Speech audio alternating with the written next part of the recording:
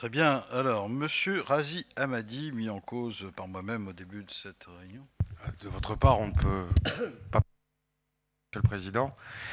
Je ne reviendrai pas sur un sujet pour lequel je crois que le gouvernement a su répondre avec la bonne réponse et de manière efficace, notamment sur les sites de référencement en ligne, en se saisissant de l'ensemble des outils disponibles par le droit français que nous avions exploré au sein de la commission d'examen des pratiques commerciales le 18 septembre dernier, notamment en termes de clauses abusives et de cumul de ces dernières. Je ferai juste un point pour éclaircir la position de Madame la Ministre, et puis une question très rapide. Un, sur la taxe de séjour, pour ne pas qu'on puisse laisser dire n'importe quoi, d'où que cela vienne. Il y a deux taxes qui ont été votées. Une première taxe avec une capacité d'aller jusqu'à 8 euros, donc c'est le relèvement du plafond à 8 euros. Ce n'est pas un amendement sur lequel, par exemple, à titre personnel, j'étais engagé. Et puis un second amendement qui, lui, était envisagé par le gouvernement dans les discussions avec la région Île-de-France en février et en juillet 2013 pour la mise en place d'une taxe additionnelle de 2 euros visant à financer les infrastructures de transport.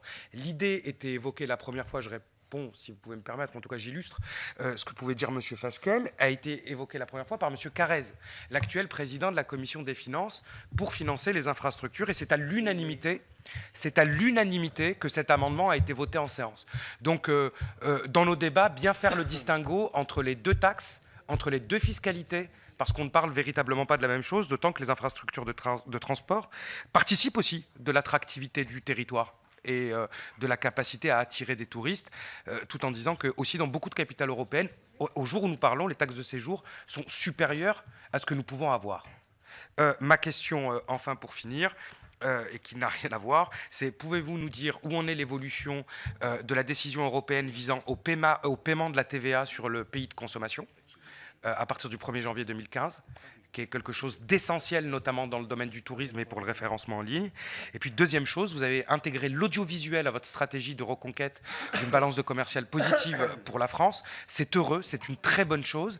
Et comment envisagez-vous une stratégie offensive, donc autre que défensive, notamment par rapport au positionnement d'opérateurs comme Netflix, parce que certes, la question culturelle est ici posée, mais c'est aussi une question industrielle de fourniture des contenus à l'étranger pour les opérateurs français.